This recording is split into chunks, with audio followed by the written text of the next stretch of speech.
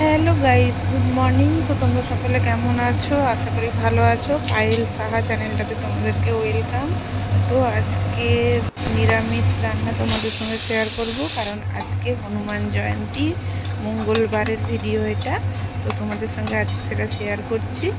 তো যাই হোক, দেখো আমি ভিডিও শুরু করার আগেই কড়াতে তেল আর ঘি, মানে সাদা তেল আর ঘি মিশিয়ে দিয়ে দিয়েছিলাম, ওটা ভিডিও করা হয়নি। তারপরে দেখো গোবিন্দভোগ চাল ভিজিয়ে রেখেছিলাম, দিয়ে সেটা দিয়ে একটু হলুদ নুন দিয়ে কাজু কিশমিশ দিয়ে ভালো করে ভেজে নিচ্ছি, কারণ আমি বানাবো আজকে পোলাও আর মটর পনির। তো চলো, আমি ভালো করে চালটাকে ভেজে নিয়ে কাজু কিশমিশ দিয়ে দিলাম, সামান্য নুন দিয়ে দিলাম আর একটু, যাতে নুনটা ঠিকঠাক পরিমাণে হয়।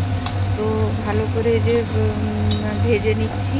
ভেজে নিলে কি হবে, চালটা ঘাঁটা ঘাঁটা হয়ে যাবে না, তার জন্য আমি ভেজে নিলাম।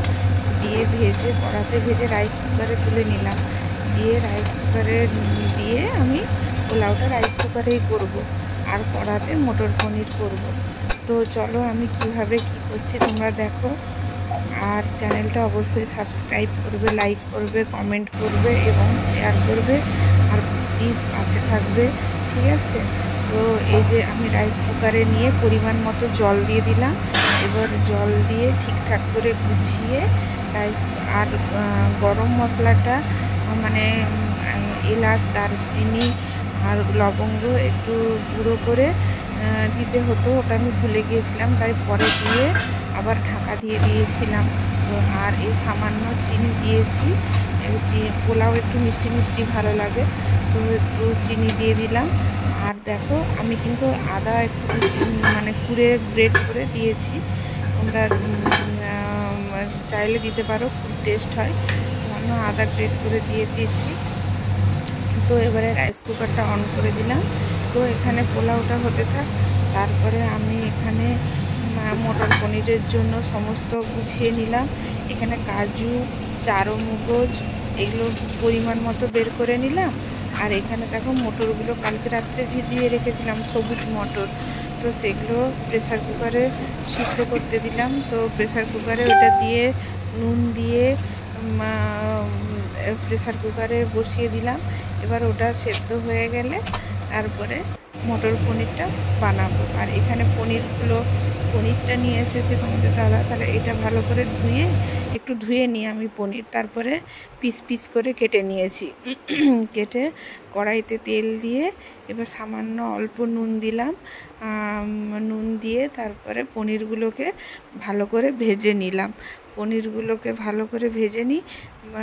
তো তোমরা দেখতে থাকো কেমনভাবে আমি আমার মটর পনির করছি। কিন্তু আমি এই মটর পনিরটা কিন্তু এই প্রথম বানাচ্ছি, আমি কিন্তু বানাইনি, কিন্তু এত অসাধারণ হয়েছিল কি বলবো। তোমরা এভাবে বানাতে পারো বাড়িতে। তো এখানে পোস্ত দিয়ে দিলাম, কাজু, চারমগজ আর পোস্ত বেটে নিব।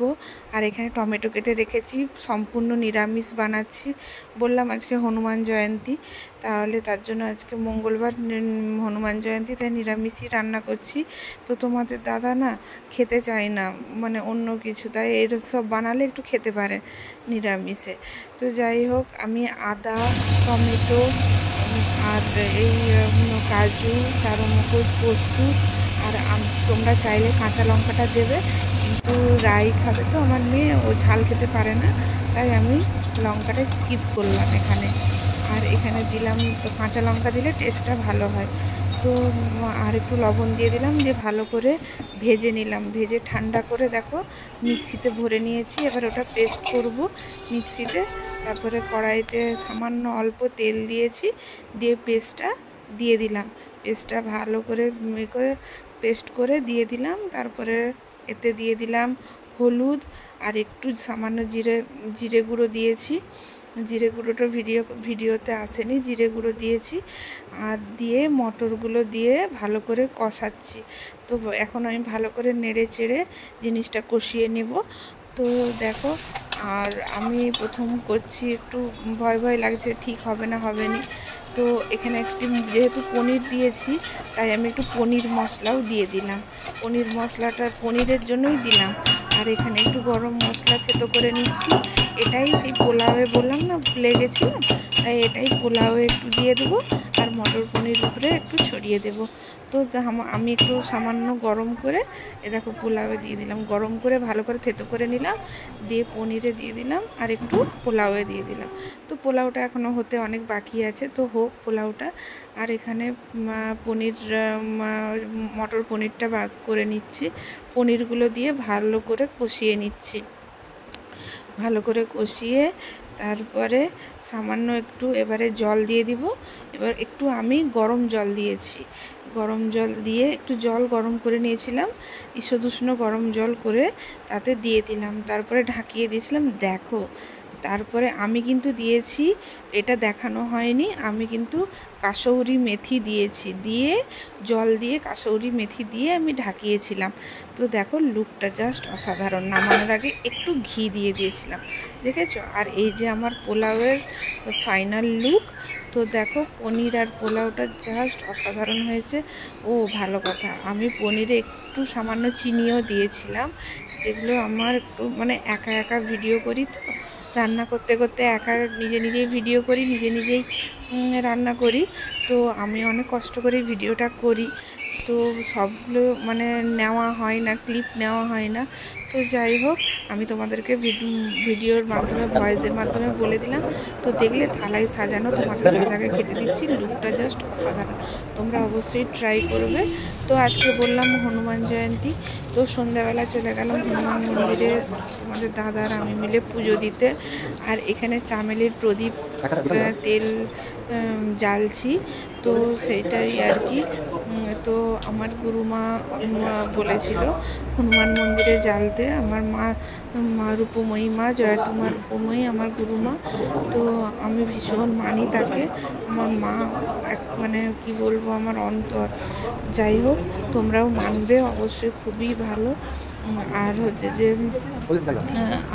যে গুরুমাকে আমার প্রণাম জানাই, আর ভিডিওর মাধ্যমে আমিও মাকে প্রণাম জানাচ্ছি। তো চলো দেখো, আমি প্রদীপগুলো সব জ্বালিয়ে নিচ্ছি। তো আর এখানে দেখো মন্দিরটা তোমাদের একটু, এটা শিব ঠাকুর, এখানে শিব ঠাকুর আছে, মা দুর্গা আছে, আর এই সাইডে বজরংবলী তোমাদেরকে দেখালাম, এই যে বজরংবলী ঠাকুর। তো মন্দিরটা দেখে নাও।